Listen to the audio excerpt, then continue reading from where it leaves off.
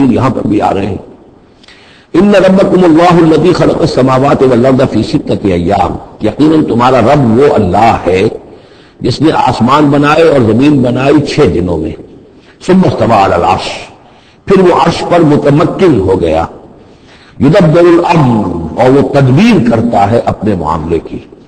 یہ میں نے ایک دفعہ آپ کو بتایا تھا، شاہ ولی اللہ دہلوی رحمۃ اللہ علیہ کی شرح آفاق کتاب ہے حجت اللہ البالغہ، اور اس کا جو پہلا باب ہے تو اللہ تعالیٰ کے 3 افعال کا انہوں نے اس پر بحث کی ہے. ایک اللہ تعالیٰ کا فعل ہے ابداع، کریشن ایکس نہیلو، عدم محض سے کسی شے کو وجود بخشنا. ایک ہے خلق، کسی شے سے دوسری شے بنانا.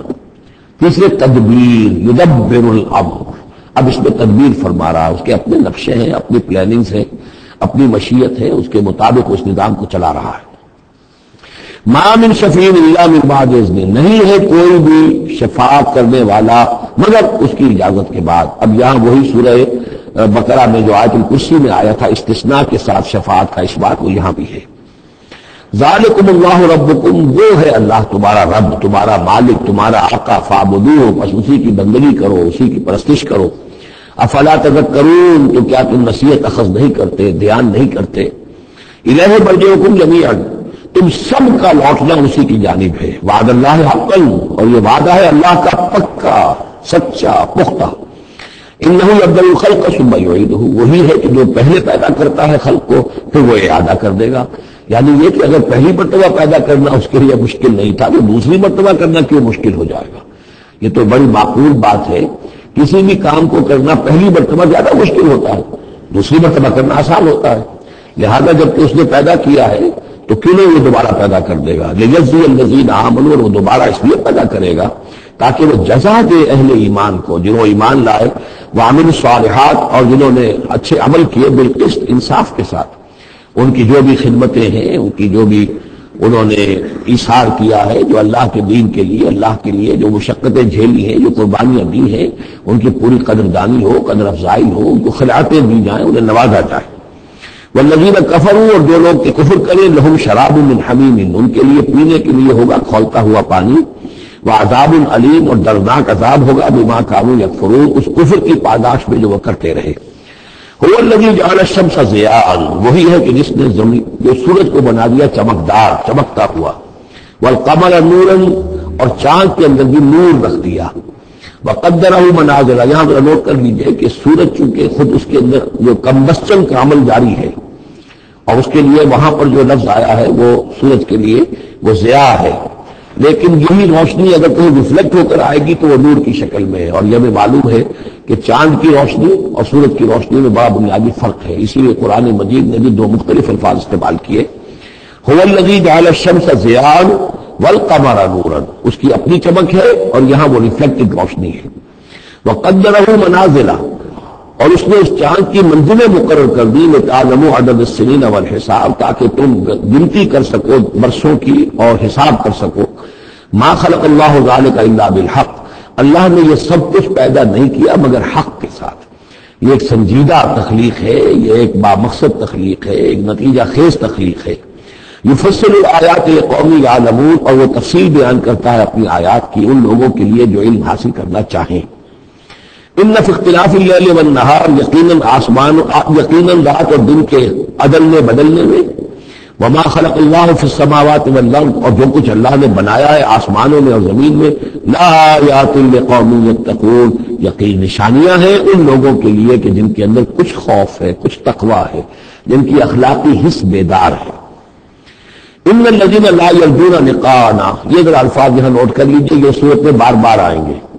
ان الذین لا یرجون لقاءنا، بے شک وہ لوگ کہ جو ہم سے ملاقات کے امیدوار نہیں ہیں. یہ اصل میں خاص جو ہے نفسیاتی کیفیت کی طرف اشارہ کیا جا رہا ہے کہ انسان اگر ذرا غور کرے کہ یہ انسانی زندگی جو دنیا میں ہم گزارتے ہیں وہ کیا ہے. عمر دراز مان کے لائے تھے 4 دن، 2 آرزو میں کٹ گئے، 2 انتظار میں.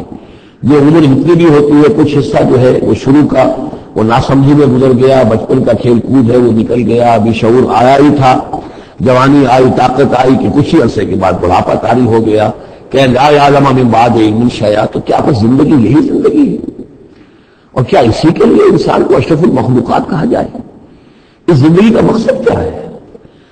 انسان جو بھی غور کرے گا سوچے گا تو دونوں ناداں چند کلیوں پر قناعت کر گیا، ورنہ گلشن میں علاج تنگی دامہ بھی تھا۔ زندگی صرف یہ زندگی نہیں ہے، تو اس سے پیمانہ امروز و فردا سے نناب جاویداں پہم جواں ہردم جواں ہے زندگی۔ یہ زندگی تو بڑی طویل ہے، بہت طویل ہے۔ انسان اشرف المخلوقات ہے۔ یہ تو عارضی کا ایک وقفہ ہے، اللہ تعالیٰ نے ہمارا امتحان لینے کے لیے خلق الموت والحیات لیبلوکم ایکم احسن عملا۔ اصل زندگی جو ہے وہ تو بڑی طویل ہے، اصل زندگی وہ ہے ان الدار الآخرۃ لہی الحیوان لو کانوا یعلمون۔ اصل میں تو آخرت کا گھر جو ہے وہ ہے اصل زندگی، کاش کہ انہیں معلوم ہوتا۔ لیکن کچھ لوگ ہوتے ہیں جن کے ذہن اتنے محدود ہیں، جن کی سوچ اتنی محدود ہے، جن کا جو افق ذہنی جو ہے اس قدر تنگ ہے کہ وہ اس پر بھی مطمئن ہے، روزے ہوئے اس زندگی کے اوپر مطمئن ہے، لگے ہوئے اسی میں، مگن ہے اسی میں، بلکہ کہنا چاہیے گم ہو گئے اسی میں۔